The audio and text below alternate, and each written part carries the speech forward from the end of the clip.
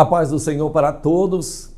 Que grande prazer estar aqui mais uma vez para comentar as lições bíblicas da CPAD de adultos.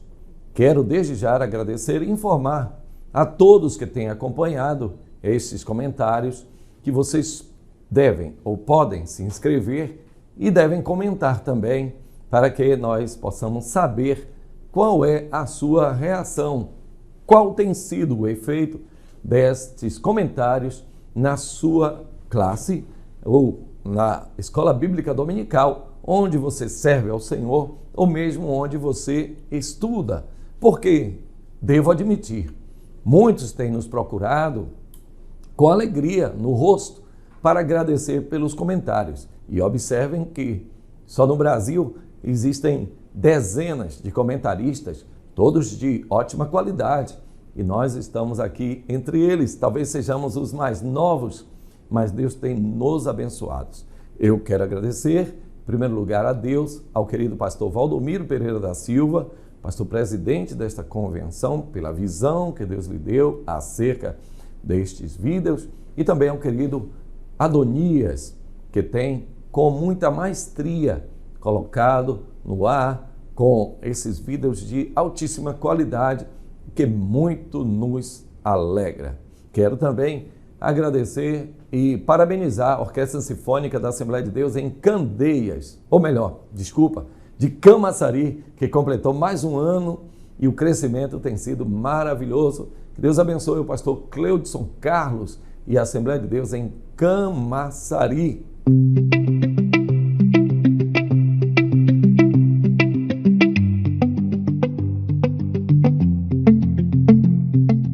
Então vamos lá, hoje eu estou estilizado, meio americanizado, para falar desta lição importantíssima, a lição de número 8, cujo tema é transgênero. Que transrealidade é essa? Vamos lá. Primeiro quero enfatizar a importância dos textos principais, e eu sempre faço isso. Por que eu sempre faço isso? Porque, pastor, o senhor sempre está enfatizando a importância dos textos principais. E eu vou dizer, porque para alguns professores, entrar logo no conteúdo da lição parece ser uma máxima. Vamos logo aqui falar sobre a lição sem perder tempo, e já aconteceu aí os hinos, já aconteceu algum comentário, os alunos ainda não estão chegando, então vamos logo. Não, calma, tenha calma. Eu penso que nós podemos estudar muito teologia, podemos estudar muito todos os assuntos que a lição traz, as aulas extras, os subsídios e tudo mais. Mas temos que sempre estar voando com o pé fixo na terra. Onde é a nossa terra, a nossa base, a nossa rocha? A palavra de Deus, a âncora da fé, firme, inabalável e que penetra além do véu. Então, ao mesmo tempo, a palavra de Deus nos prende à realidade, é uma base fixa, ao mesmo tempo ela nos leva a Deus. Não podemos jamais esquecer disso. Então, a palavra de Deus, sempre ela. Então, nós temos pelo menos 4 textos que abrem a nossa lição. Primeiro, o texto áureo. Ele diz, portanto, deixará o homem, o varão, o seu pai e sua mãe, e unir-se-á a sua mulher, e serão os dois uma carne só. Ou em outra tradução, serão ambos uma carne. Gênesis capítulo 2, versículo 24. A verdade prática diz que a sexualidade bíblica é heterossexual, biologicamente definida conforme o sexo divinamente criado. Que coisa importante, a nossa verdade prática, ela condensa em poucas palavras tudo ou quase tudo que a nossa lição vai falar. Ela sintetiza, sabe? Então, primeiro, a sexualidade bíblica. Está falando sobre sexualidade heterossexual, ou seja, um homem e uma mulher, biologicamente definida. Então, não há uma amplitude, não há muita margem para distorções, disforismos, conforme o sexo divinamente criado. Mas uma realidade importante, nós cremos que, primeiro, Deus foi quem criou as coisas e também as pessoas, e também criou teleologicamente o sexo. O que quer dizer isso? Quer dizer que o nosso corpo, ele é feito com um objetivo. O nosso corpo, ele tem mobilidade, fisiologicamente preparado para reprodução, para o abraço, para a comunicação, para a percepção do mundo exterior, mas também para a percepção do mundo sobrenatural. Então, foi Deus quem criou todas essas coisas e é coisa boa para os nossos olhos. A segunda é a verdade prática e a terceira é a nossa... Olha, eu pedi para que fosse colocado aqui no tela cheia e acabei lendo sem tela cheia. Então você que está acompanhando aí muitas vezes de uma tela pequena, esteja à vontade para ler o texto áureo em tela cheia. Portanto, mais uma vez, deixará o varão seu pai e sua mãe e unir-se-á a sua mulher e serão ambos uma carne. Gênesis 2, 24. Agora a verdade prática também em tela cheia, coisa linda, maravilhosa. Eu gosto disso aqui, viu? A sexualidade bíblica é heterossexual, biologicamente definida, conforme o sexo divinamente criado. Agora nós vamos para a leitura diária. Quem é que se preocupa com a leitura diária? Me diga aí. Quem se preocupa com a leitura diária? E eu, como estou estudando muito, e graças a Deus sempre foi a minha força, a Escola Bíblica Dominical, nós estudamos muito estatística. E a estatística diz que você lê a Bíblia apenas quando você é instado ali, no momento da leitura bíblica, na congregação, na igreja, a sua capacidade de apreender é quase nula. Você não memoriza os versículos. Você ouviu um versículo bom. Qual é? Era um que dizia assim e tal. Você não consegue absorver. Raramente as pessoas conseguem absorver. Mas se você, além de ler na congregação, você o lê em casa, a sua capacidade de absorção aumenta. Mas ainda é muito pouco. Você apenas leu na igreja e leu em casa um texto. Quando você lê 2 dias, também é muito pouca quantidade de absorção deste texto ou da mensagem que o texto traz. Mas à medida que você começa a tornar isso um hábito, e tem um livro que eu tenho em casa muito especial, chamado A Força do Hábito. Então, quando você começa a tornar a leitura bíblica um hábito, a Bíblia Sagrada, ou a Palavra de Deus, ela começa a produzir transformações no seu cérebro, no seu hipotálamo, né? Começa a mudar. O hipocampo, o cérebro, começa a produzir mudanças maravilhosas em toda a sua vida. Então, o desejo de morte, ele começa a ir embora. A depressão começa a ir embora. A culpa excessiva, não o desejo de arrepender-se, porque isso vem de Deus, mas a culpa excessiva, ela vai embora através da confissão de pecados, porque a Bíblia, ela incentiva, confessai os vossos pecados uns aos outros, para que sareis. Glória a Deus. Então, isso é ciência, isso é pesquisa do ramo de humanas. Então, por isso que nós também lemos, fazemos a leitura diária. Essa é uma explicação que eu não vou mais fazer. Podem ficar tranquilos que eu não vou mais fazer. Apenas falei hoje sobre a importância da leitura diária. O que é que eu vou ler? Eu vou abrir de qualquer forma a palavra? Você tem aí um guia, a lição bíblica, né? Glória a Deus. Então, vamos pouco a pouco. Podemos fazer isso no telão? Podemos sim. Aqui, a segunda. Porém, desde o princípio da criação, Deus os fez macho e fêmea. É Jesus quem está falando em Marcos, capítulo 10, e o versículo 6 é a sua leitura e a minha, de segunda-feira. Na terça-feira, nós vamos ver em Gênesis capítulo 1, versículo 26, diz assim, disse Deus, façamos o homem à nossa imagem, conforme a nossa semelhança, e domine sobre os peixes do mar, e sobre as aves dos céus, e sobre o gado, e sobre toda a terra, e sobre todo o réptil que se move sobre a terra. Na quarta-feira, nós vamos ler em 1 Coríntios capítulo 7, versículos 3 e também 4.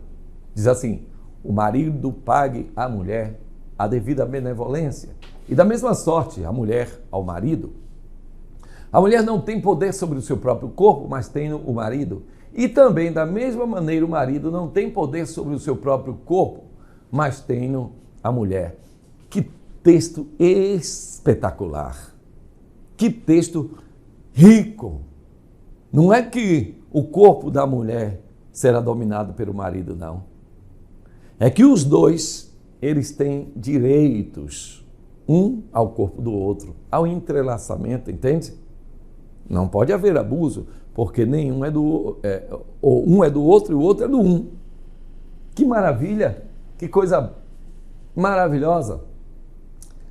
Na quinta-feira nós vamos analisar 1 Tessalonicenses, capítulo 5, versículo 23, que diz assim, o mesmo Deus de paz vos santifique em tudo, e todo o vosso espírito e alma e corpo sejam plenamente conservados e irrepreensíveis para a vinda de nosso Senhor Jesus Cristo.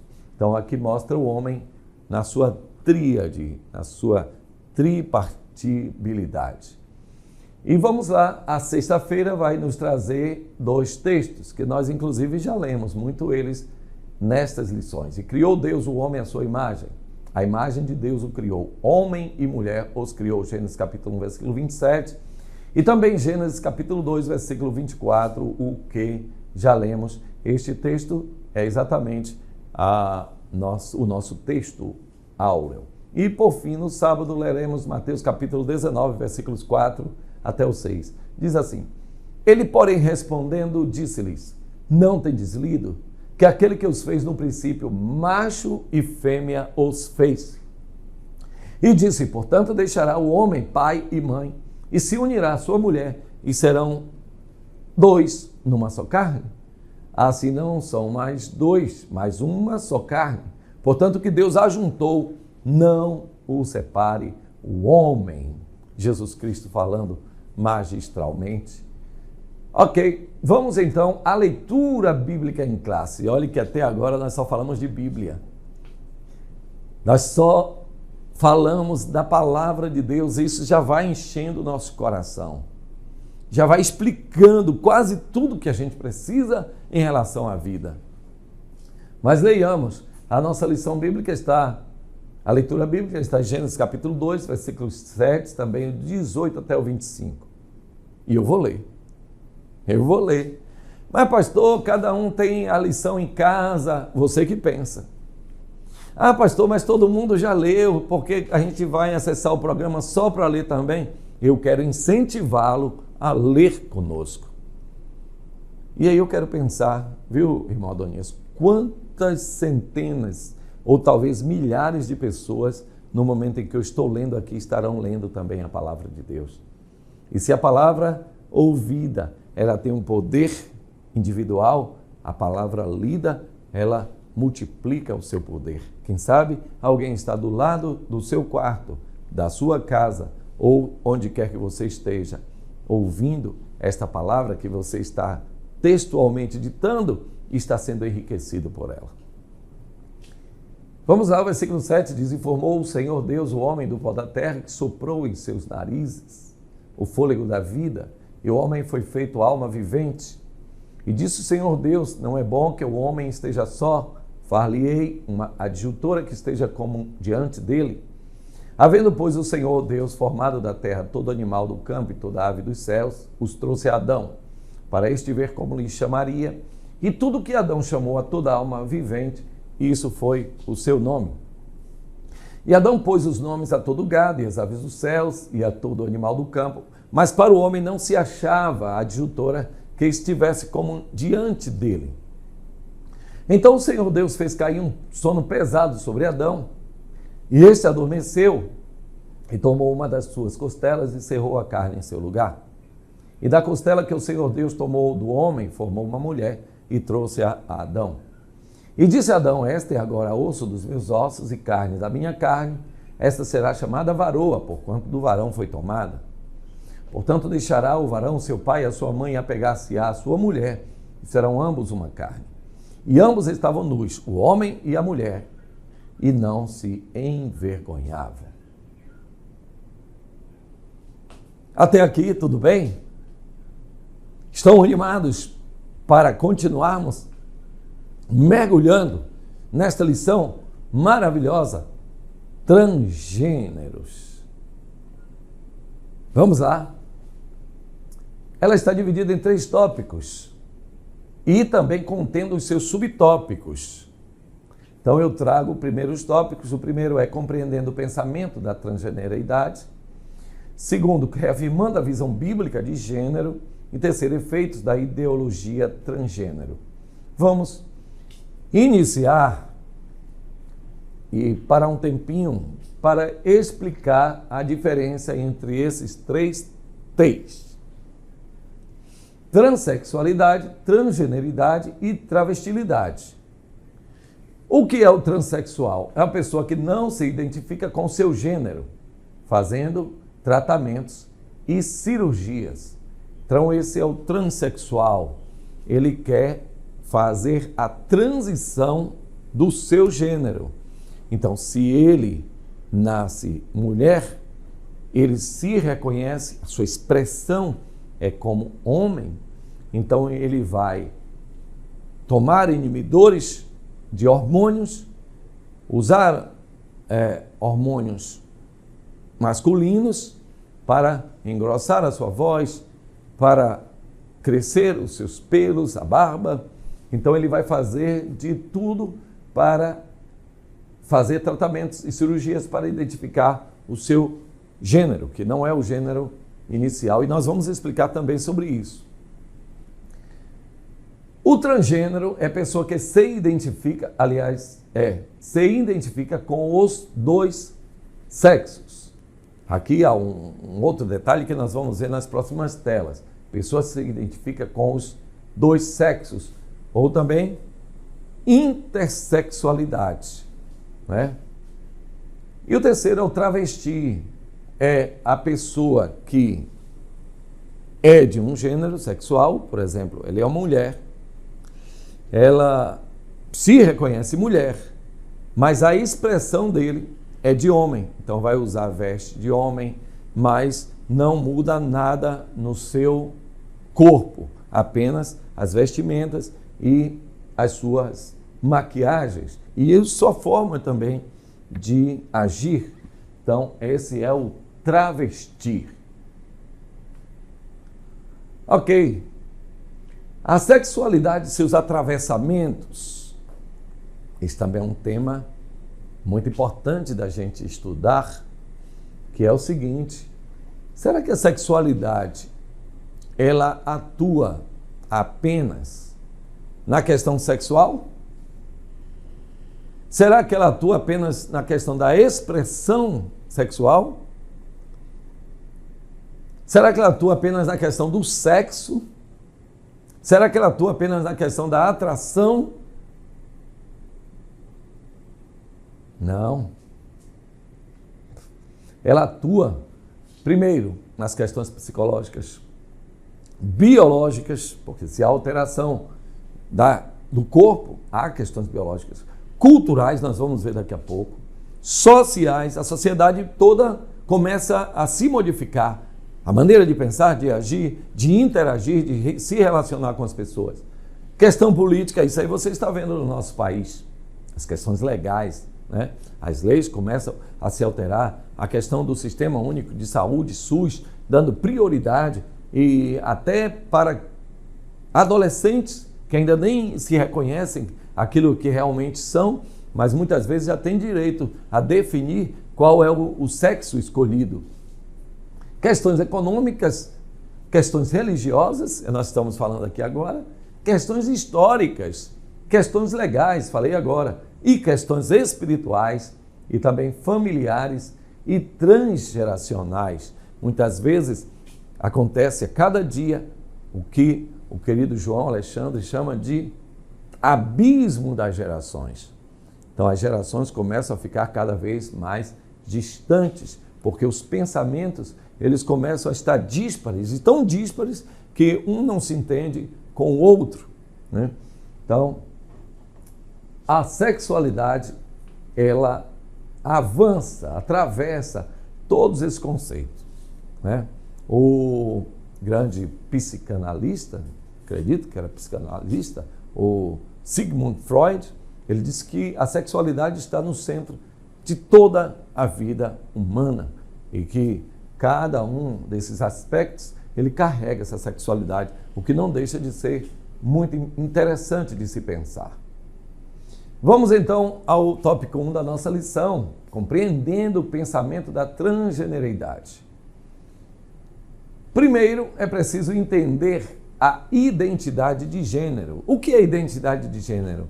É como a pessoa se identifica. Aí você diz, mas nós não podemos acatar essa questão de identidade de gênero, como a pessoa se identifica. Primeiro, tem um fundo de verdade, sim, porque nós acreditamos diferente. Nós acreditamos que o sexo é biologicamente, divinamente criado. Então é Deus quem define, não é verdade? Se é Deus que define, não é como eu me identifico, mas como Deus e o que Deus diz que eu sou. Mas essa é uma realidade posta. Nós estamos falando sobre a compreensão do pensamento, por assim dizer, deles. Então, primeiro, está dividido em identidade de gênero, depois, cisgênero e transgênero. O que é o cisgênero? Cis é o exato, aquilo que se reconhece com o sexo que foi criado. Por exemplo, o que é um cisgênero? Cisgênero é alguém que nasceu homem, com órgãos sexuais masculinos, com jeito masculino, com voz masculina, e se reconhece, eu sou homem, eu sou masculino. E o que é o transgênero? É alguém, nesse nosso exemplo, que nasceu com órgão masculino, com voz masculina, com jeito masculino, mas a sua mente, ela diz, eu não sou homem, eu sou uma mulher. Então aí se transforma uma transgeneridade. O ponto 3, a diferença entre o transgênero, ou melhor, não é exatamente a diferença, é os aspectos da transgeneridade e sexualidade. Nesse ponto, eu preciso explicar uma coisa muito importante. Nós vivemos um tempo agora, esse século XXI, que ele traz muitos desafios para nós. Muitos mesmo. Até o momento em que eu estou falando, há muitos desafios para o ensino desta matéria. Primeiro, não devemos absorver como uma verdade posta aquilo que nos trazem. Nós devemos analisar e compreender o pensamento deles, mas também entender que há o pensamento bíblico, que nós consideramos que é a verdade de Deus. Mas precisamos entender. Então, aqui também, o transgênero e sexualidade, eu preciso explicar algumas coisas que muitas vezes passa batida. As pessoas preferem muitas vezes agir com raiva. Isso não é o caso do cristão. O cristão ele não tem ódio, não tem raiva, não tem desejo de morte, não. O cristão ele é respeitoso até nos debates. Ele é respeitoso. Ele pode até levantar a voz, mas é um acirramento do debate. Ele não parte agressão física, não. Ele ou ela também aprendeu a expor o seu pensamento sem agressão. O que não se pode dizer o mesmo de muitas pessoas que se dizem da cultura da paz. Então vamos lá. Dá para botar isso aqui um pouco mais para que as pessoas possam... obrigado, Adonias. Então vou explicar aqui. Heterossexualidade. O que é o heterossexual? Quando a atração é pelo gênero oposto. Então a mulher gosta do homem, o homem gosta da mulher. É considerado o heterossexual. O B. O que é o homossexual? Quando a atração é pelo mesmo gênero. O homem gosta de homem, a mulher gosta de mulher. O bissexual. quando a atração é por ambos os gêneros. Então, gosto de homem e também de mulher, lá ele. A letra D, o assexual, quando inexiste atração por gênero algum. Então, o assexuado, ele senta, um exemplo, no seu computador e fica lá horas, dias a fio, jogando, fazendo vídeo, não se interessa por sexo, não quer nem saber de sexo, não se veste de uma maneira atrativa, veste como se quer, é um exemplo. E o pansexual, quando a atração não depende de gênero. O pansexual, ele tem atração por objetos, tem atração por robôs, tem atração por ciborgues. Estudando esta lição, eu observei uma pessoa que disse, quem sabe o futuro traga-nos robôs, né? Há inclusive um filme chamado IA, ou AI em inglês, Artificial Intelligence, inteligência artificial, do grande gênio do cinema, Steven Spielberg. Ele faz um filme longo, mas muito interessante, em que no futuro é chamada meca, ou seja, mecânico e humano. Há uma junção, carne de homem ou de mulher, mais cérebro de robô, né? E aqueles robôs, naquele futuro imaginado pelo cineasta ou pelo seu roteirista, então haveria uma interação sexual entre robôs e pessoas, o que não está nem distante, nem estranho à nossa realidade atual. Há sim muitos bonecos e bonecas servindo de parceiros sexuais para muitas pessoas. Então, aqui, o pansexual, ele independe de ser homem, de ser mulher, de ter sexo, a atração continua. Agora eu vou falar de um assunto também muito importante. E aqui para nós, eu duvido que alguém vá falar sobre isso. Isso é um assunto, olha, vejam como ele nos veem, como eles nos observam. Então, esse é um quadro tirado exatamente de uma aula, de uma grande professora. Como é que ele vê a sexualidade? Na era do Paleolítico, a mulher era divina, sagrada. A sexualidade era associada à fertilidade. Então, a mulher, quanto mais tinha filhos, mais era abençoada. Segundo eles, na era paleolítica, você vai acreditar logo de cara? Não, também eu não. Mas, de certa forma, nos períodos da Mesopotâmia, nos períodos do Egito Antigo, sim, havia essa sacralidade, porque era necessário gerar muitos filhos. No Neolítico, poder patriarcal, há uma nova organização social, Neolítico que eles consideram aqui os tempos de Abraão, em que realmente Abraão, Isaac, Jacó, Moisés, José, havia um poder patriarcal muito forte. O pai que dava as regras e era seguida pelo restante das famílias, inclusive a sua esposa.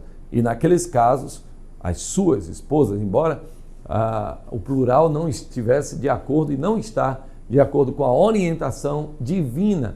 No princípio criou um para o outro, homem para a sua mulher, não mais que isso. Mas antigamente havia essa organização patriarcal. Na antiguidade aqui se entenda como antiguidade clássica, né? Mais uma vez, modelo patriarcal. A homossexualidade e masturbação eram proibidas.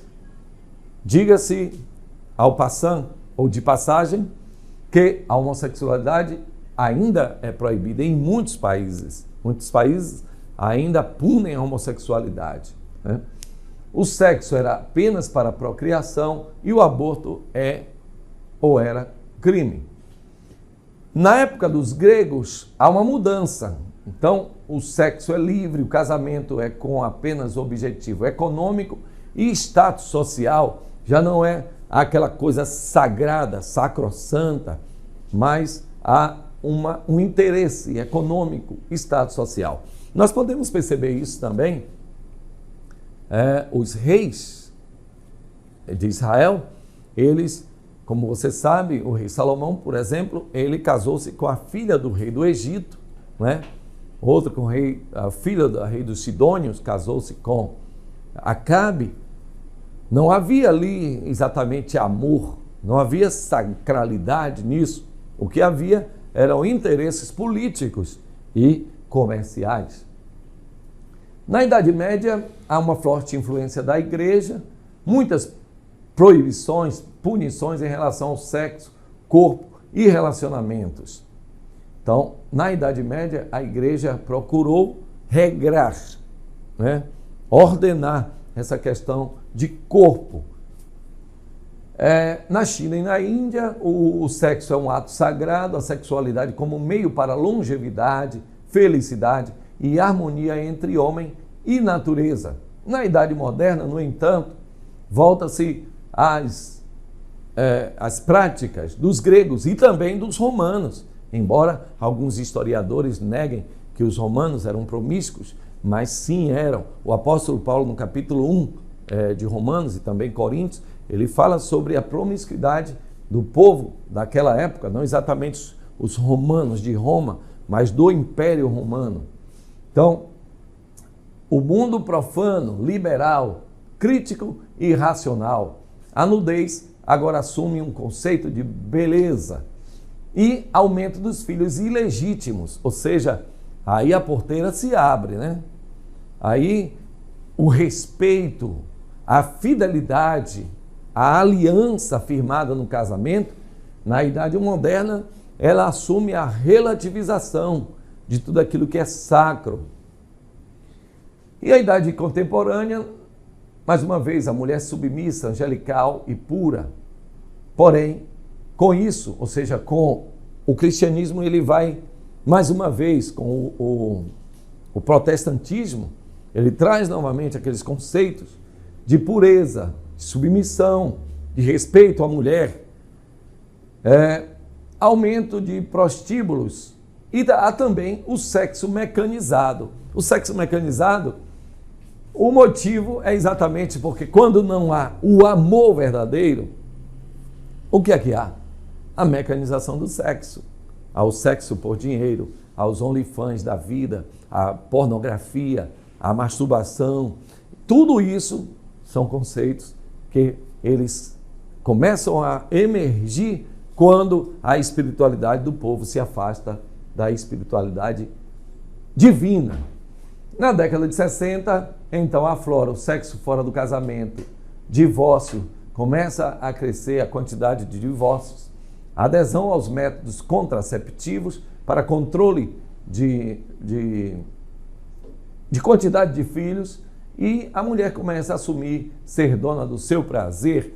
Então, a mulher agora, ela tem pouco a pouco um novo conceito. Eu falei aqui no EBDcast e é um assunto que você pode também acompanhar no EBDcast, né? Então, é um podcast criado aqui com muitas figuras eminentes e você, se puder acompanhar e comentar, também ficaríamos muito satisfeitos. Então, lá nós falamos da Simone de Beauvoir, né? Que disse que ninguém nasce mulher, torna-se mulher. É um entendimento. Então, há aqui uma ruptura entre aquilo que é biológico e aquilo que é ideológico. Mas nós temos também uma grande, posso dizer, um ícone do feminismo que desemboca em todas as demais conceitos, inclusive de transgeneridade, que é a Judith Butler, né, a americana de Ohio, que cresceu, ganhou multidão de prêmios em faculdades muito importantes, e se eu não me engano até a Sorbonne também deu a ela um grande prêmio, um dos maiores prêmios, uma mulher muito inteligente, mas que os seus livros evidenciavam sempre essa ruptura entre aquilo que é natural, biológico, e aquilo que é expressividade, ideológico, né? Então, e hoje nós estamos no século XX e também o XXI, o corpo é um objeto. O corpo é levado para lá e para cá. A escola de Toronto, ou o conceito de Toronto, My Body, My Rules, né? No Canadá, meu corpo, minhas regras. Então o corpo agora é um objeto. Pode ser a nudez, pode ser a entrega, os bacanais. O corpo já não vale nada. As músicas, elas enfatizam apenas pedaço de carne. Isso tem preço, e é um preço muitas vezes alto. A banalidade do sexo, aumento do acesso à pornografia, e com o aumento do acesso à pornografia, nós vimos uma geração inteira se perder em filmes mentais. Ele já não tem aquele corpo, aquele abraço, aquele apego, aquele aconchego, aquele calor do ser humano que está ao seu lado, mas apenas aquilo que ele pensa, o que é, e os seus desejos profanos que só ele ou só ela e Deus conhecem. Se você está preso à pornografia, aos filmes mentais, clame agora por Deus. O Espírito Santo de Deus, ele é poderoso para te libertar destas prisões de pornografia, para que você possa viver uma vida plena com o seu cônjuge, ou se você não é casado e está namorando, para que você possa casar com o seu corpo incólume, preparado para ter. E essa semana nós vimos, o pastor Gerson, aliás, Soares me falou que uma pesquisa mostrou que os jovens que se resguardam para o casamento, mantendo a sua virgindade até o casamento, a quantidade de divórcio é infimamente menor do que os casais que se entregam à promiscuidade. Então, veja isso, tenha cuidado. Você que é jovem, vale a pena esperar. Eu sei que o mundo muitas vezes tem desdenhado deste projeto mental, tem dito, nada, você não beija, mas você faz isso. Não se deixe levar por isso, mantenha a sua integridade espiritual, porque vai valer a pena. Vamos então ao segundo tópico, reafirmando a visão bíblica de gênero. Se o primeiro tópico ele falou sobre o problema, o segundo tópico vai reafirmar a visão bíblica do gênero. Primeiro, nós podemos ver a visão bíblica de gênero na constituição biológica. O homem não é igual à mulher. O homem não é igual à mulher. Alguém pode dizer, existe um gene da homossexualidade? Não, não existe. Existe um gene da transgeneridade? Não, não existe. Não existe. Cientificamente, não existe. Se estamos falando de ciência, não existe.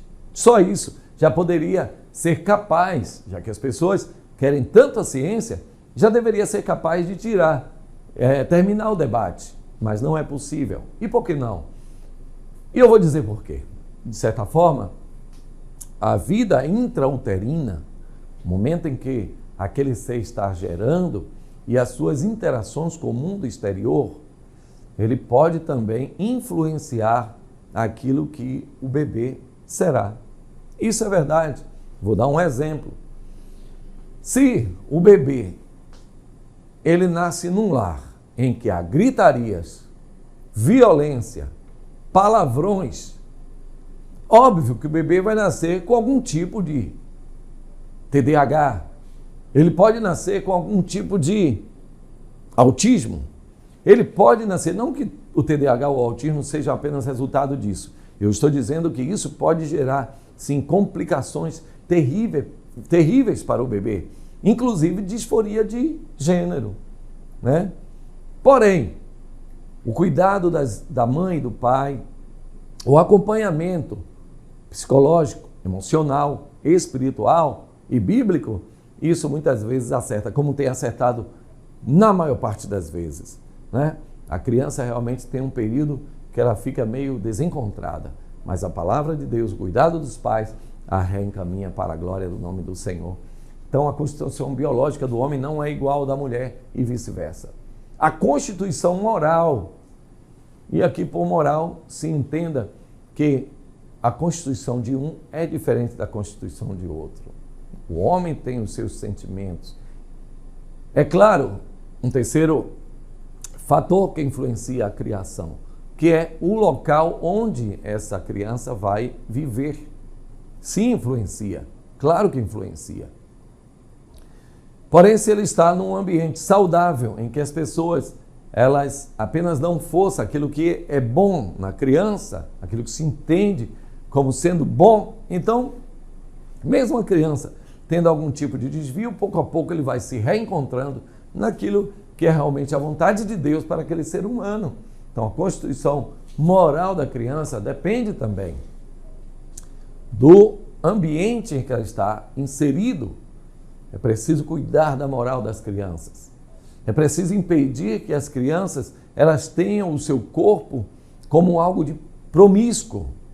É preciso resguardar também a criança dos abusos, seja lá de quem for, inclusive dos abusos midiáticos. Muitas vezes abrimos as páginas, os grandes portais da internet e tem lá alguma coisa incentivando as pessoas, às vezes a masturbação, às vezes a própria transgeneridade, incentivando a acompanhar influenciadores que influenciam sempre para o lado que não é da vontade de Deus. Então é preciso resguardar também as nossas crianças desse tipo de influência da grande mídia. Por fim, a constituição da própria sexualidade. E aqui não é do sexo biológico, da sexualidade é da orientação sexual. Para que a criança que nasceu homem, ela se entenda como um homem, se expresse como um homem e goste de mulher. E para que a mulher, ela se entenda como mulher, ela se traje, se vista, ande com mulher, se expresse com feminilidade e goste de homem. Aqui eu trago uma fala, essa fala aqui é da psicóloga, para mim, grande psicóloga, Marisa Lobo. Ela diz: um ponto de discussão é sobre em que se assenta essa nova moral de nossa época, visto que a vontade precisa ser orientada pela consciência. Olha que coisa interessante. A vontade precisa ser orientada pela consciência. A vontade não pode ser aberta, o que eu quero eu faço. Não pode. Há de ter uma consciência. Caso contrário, perderá seu caráter coletivo e instituirá uma anarquia dos desejos. Coisa interessante, um conceito a ser estudado com mais zelo. O cristianismo estabeleceu um código moral para preservar a vida em comunidade, não para controlar de maneira sórdida o prazer humano, que, aliás, é uma emoção básica, como a tristeza, o ódio e o medo. Então, uma coisa aqui em defesa do cristianismo. O cristianismo não veio para controlar de maneira sórdida. Você não pode, não faça isso, isso aqui vai trazer... Isso aí é sordidez. Não, ele veio para ele veio para preservar a vida através de um código moral. Então, os pais respeitam os filhos em todos os aspectos, inclusive os aspectos sexuais. Os filhos respeitam os pais em todos os aspectos, inclusive nos aspectos sexuais. Do contrário, há aí uma coisa que é condenada por Deus, o encontro entre pais e filhos. Vide no caso de Noé, que o seu filho Cã apenas olhou para a nudez do seu pai, né? Ele foi amaldiçoado. A constituição da sexualidade, eu trago para aqui Romanos capítulo 8, versículos de 2 a 5. O apóstolo Paulo diz: renovação do vosso entendimento, para que saibais qual a boa, agradável e perfeita vontade do nosso Pai que está no céu. Romanos capítulo 12 também: apresenteis o vosso corpo em sacrifício vivo, santo e agradável a Deus, que é o vosso culto racional, e não vos conformeis com este mundo, mas transformais-vos pela renovação do vosso entendimento. É isso que eu queria, Romanos capítulo 12. A renovação do entendimento bíblico do ser humano é obra do Espírito Santo, que opera interiormente e promove a santificação do espírito, da alma e do corpo.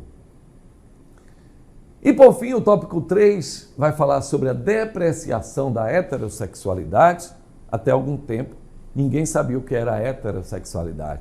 A palavra heterossexualidade, ela só veio em oposição à homossexualidade, né? Então, há um desejo de relativizar, mas não é só relativizar. Relativizar foi o primeiro passo, né? O próximo passo é depreciar mesmo, é diminuir a heterossexualidade, é dizer que o ser humano tem que curtir toda a vida, conforme na Revolução Francesa, carpe diem, curta o dia, né? O apóstolo Paulo, ele cita mais ou menos este texto, dizendo: se não existe ressurreição dos mortos, então comamos e bebamos, porque amanhã morreremos. Ou seja, vamos curtir a vida, vamos curtir o dia, mas não é assim. O apóstolo está dizendo, não é assim. Haverá um momento de prestação de contas a Deus. Aqui a heteronormatividade é que o que é normal é ser hétero. A construção de narrativas, meu Deus, essa questão de narrativas é uma coisa que nós devemos estar com os ouvidos, os olhos bem atentos, porque muita gente ainda não descobriu que pode se transformar. Hoje não tem nada não, nem um cafezinho, nem um chazinho,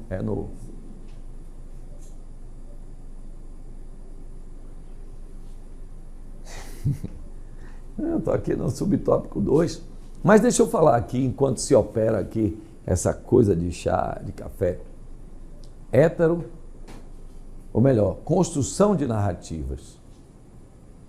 Alguém está fazendo uma coisa muito errada, muito feia, matando oponentes políticos. Aí alguém diz assim, você precisa vencer pela narrativa.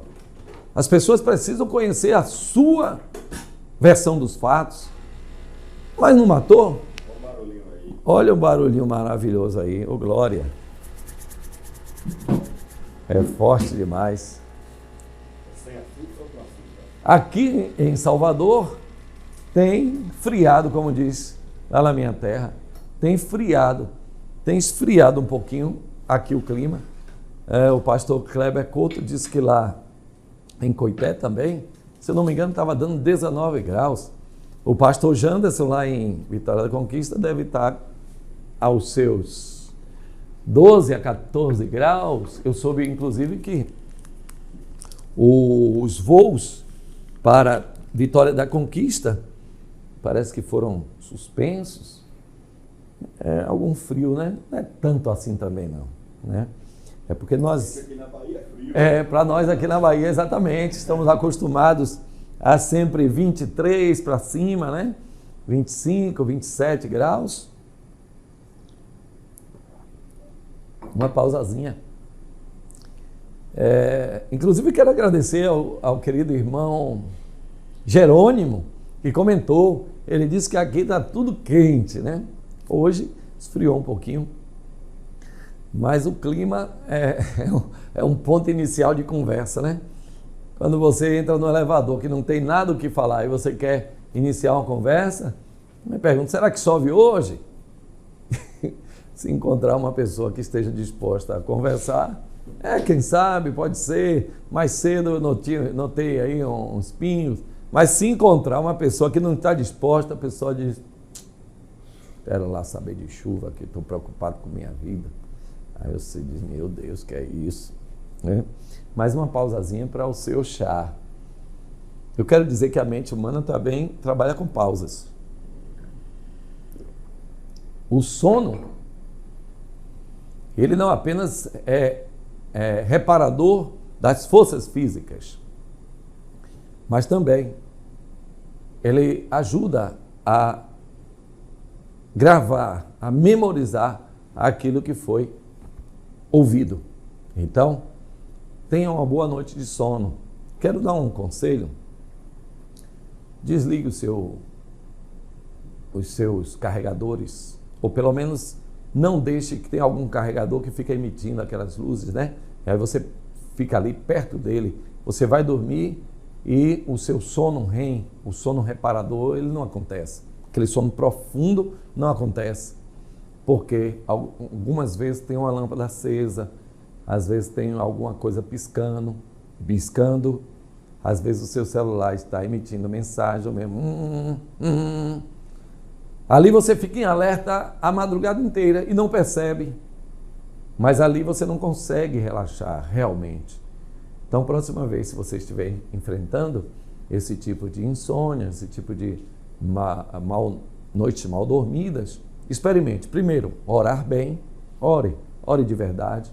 E segundo, dormir com tudo bem apagado, para que as suas pálpebras entendam que você realmente quer dormir, ok? Tem dormido bem, Adonis?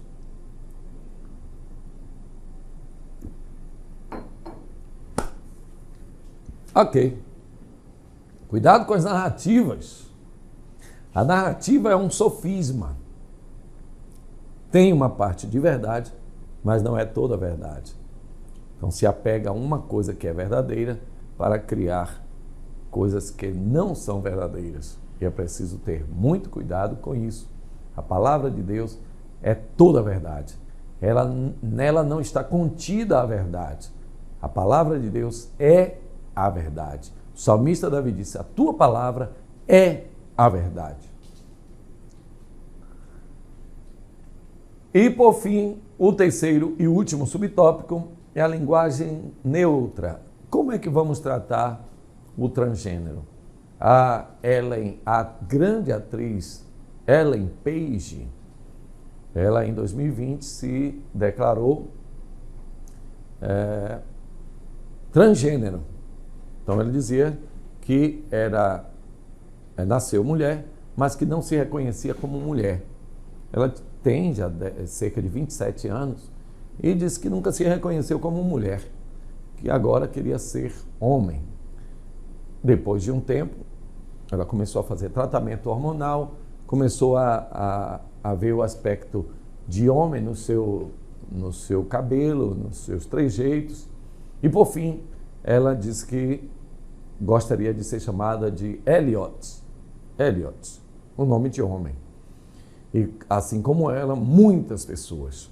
O que muita gente não diz é que também há muitos transexuais, muitos transgêneros e muitos travestis que têm dentro de si a certeza, e não é culpa trazido por cristãos, não é culpa trazido por pais, é o próprio Espírito de Deus que convence que aquele não é o seu corpo, que aquele não é o seu lugar, que aquele não é o pensamento que ele deve ter.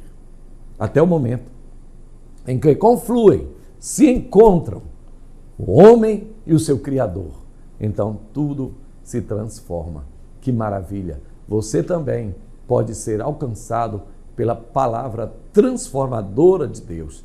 E neste momento em que eu estou ensinando estas lições, eu creio que o Espírito Santo de Deus está também indo a este lugar onde o Senhor está mostrando. Você não precisa estar aí. Estas coisas, estas amarras que te prendem, elas serão quebradas. E mesmo que você já tenha tentado uma vez e não conseguido, mas desta vez vai dar certo e o Senhor vai fazê-lo se encontrar com aquilo que Ele quer para a sua vida, em nome de Jesus.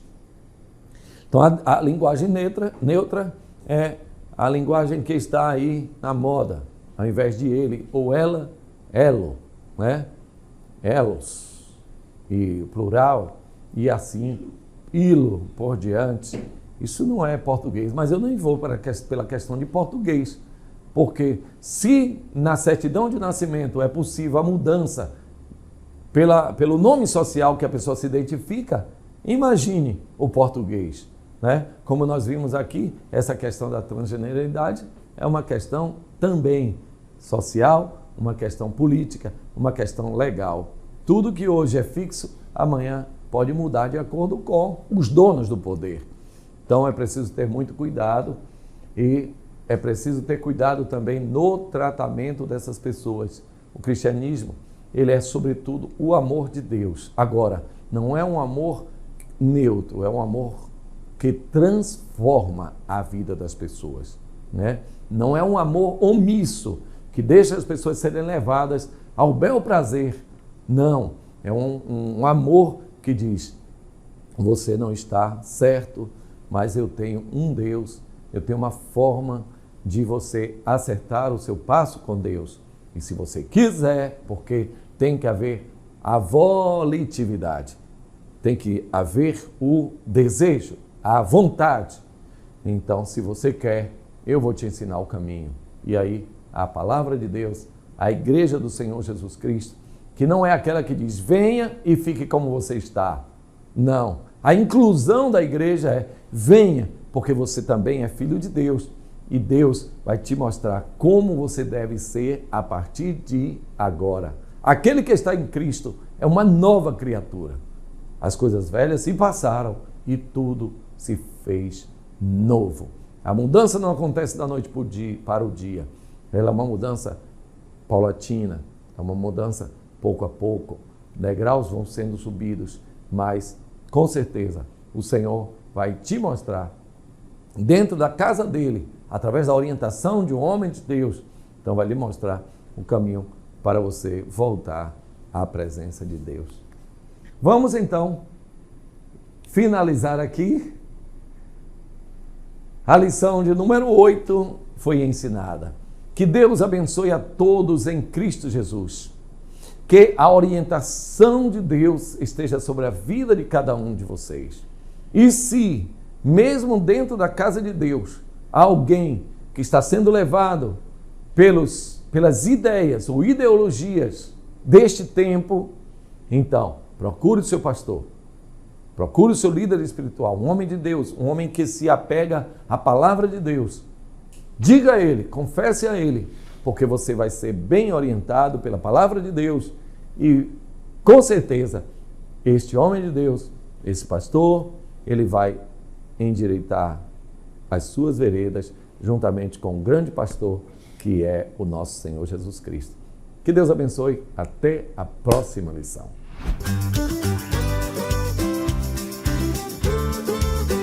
CEADEB TV, uma herança de fé pra você.